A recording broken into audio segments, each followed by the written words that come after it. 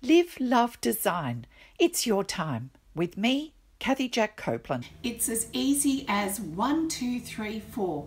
Draw, refine, stitch, repeat. That's my mantra for creating meaningful textile and fibre art.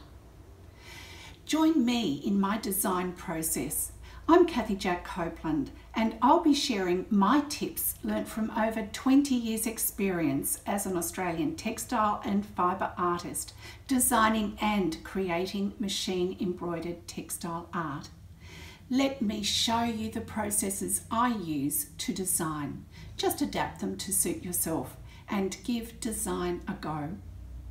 And this episode is about promoting an intuitive and easy to use approach to be able to deal with colour in your textile and fibre artwork.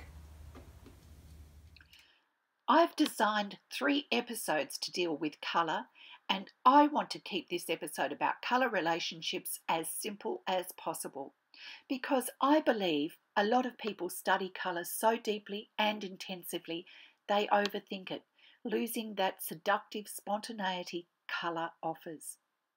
What I aspire to achieve is just the opposite. I like to keep colours simple and intuitive or instinctive so that you can enjoy working with it because they're the colours you love. We're all different, and colour is a very subjective and personal topic, so you need to work with colour and colours in a way you can relate to. Study colour by all means. There's so much good information available. Just ensure you understand how to apply that knowledge. And in my opinion, that's the hard part. So my focus on the topic of colour is on just 3 exercises, which will be offered in the next 3 episodes. And I believe these will help give you a basic understanding of colour terminology and relationships, as well as helping you gain confidence working with value. Episode 1 will be making a simple colour wheel to understand colour relationships, and then I'll be moving on to a colour inventory to help see colours. Episode 2, making a 9-step grayscale to understand value.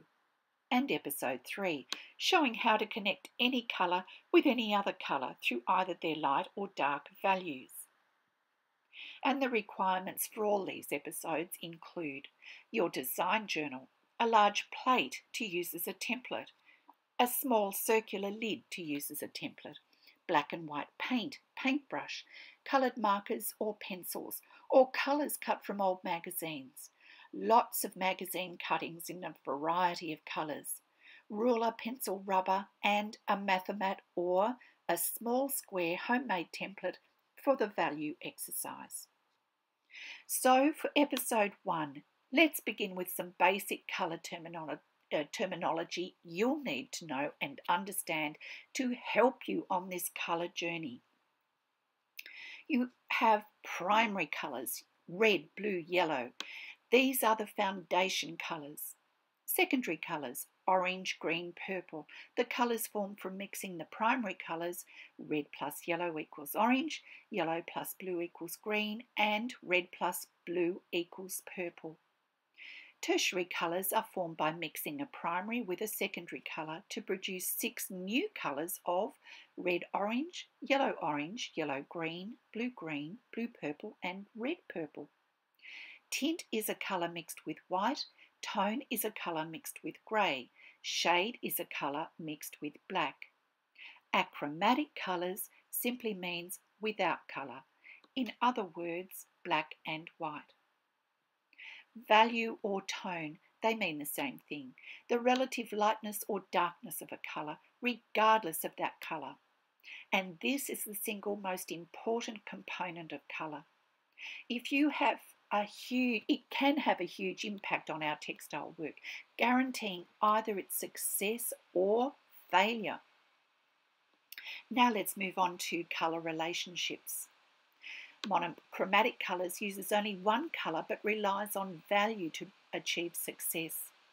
Analogous colours, these are colours that lie next to each other on the colour wheel, sharing one primary colour.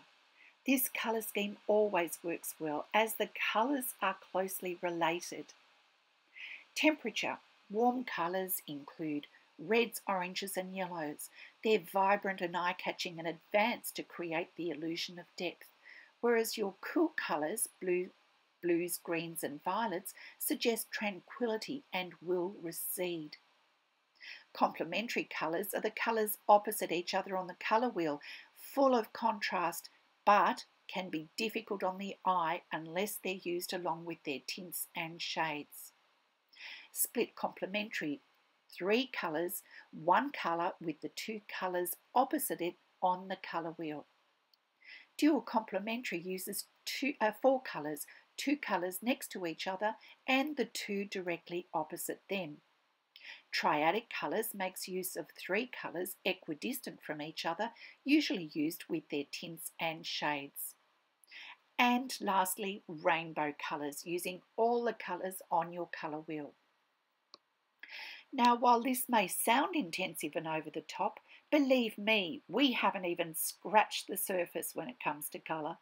But these basic concepts will get you started, and if you want to take it further, then self-directed research is the most valuable resource I can suggest to you. So let's start with making colour wheels. The colour wheel is a very useful visual prompt set out in a circular format to easily illustrate the relationships colours have with each other. But it's the theory behind the colour wheel that's really important. You'll be making a total of 9 colour wheels, 1 main, larger one, and 8 smaller ones to illustrate each of the colour concepts. I simply used coloured squares of paper cut from magazines for the large circle and coloured markers for the smaller ones. You choose which you prefer to work with. Begin by making 1 large circle in your journal, marked into 12 equal segments through the centre. I used a plate as a template. Use paint, coloured pencils, buttons or papers cut from magazines. Anything that will give you a visual link to the colours behind this theory, and fill each wedge with the following colours in this order based on a clock face. And this order is important. The colour relationships need to be correct.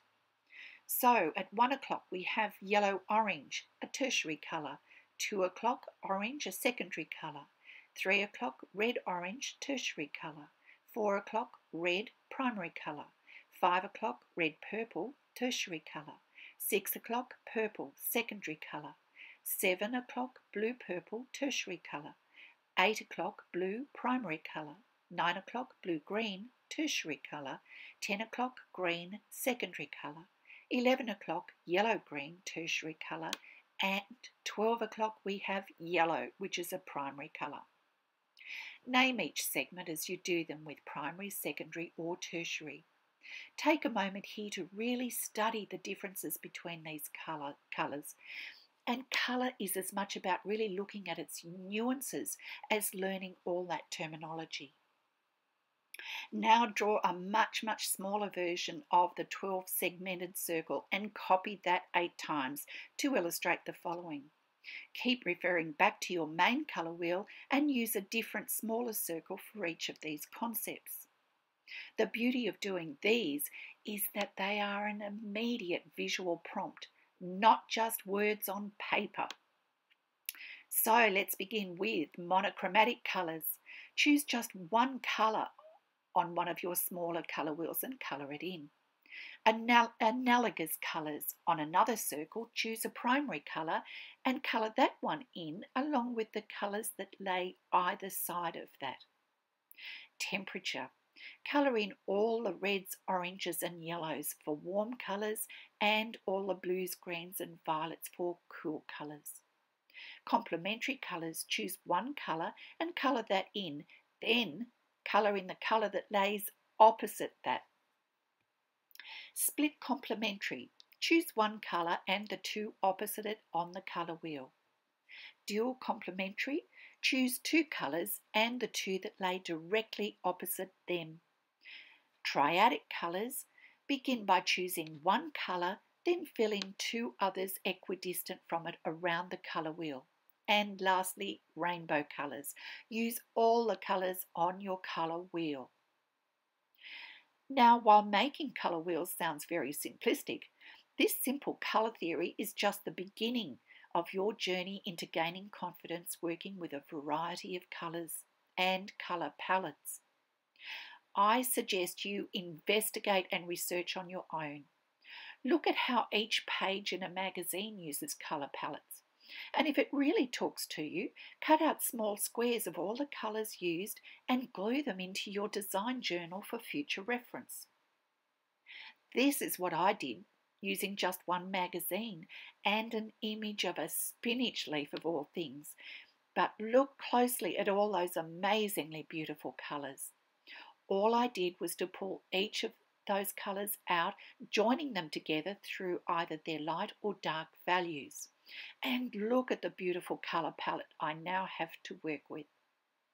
This is basically a colour inventory where you use an image to look very closely at the colours contained therein.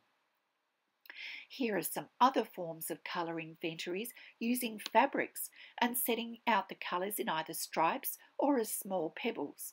It's so much fun, but you might be amazed at how many colours and values you end up with. I hope so.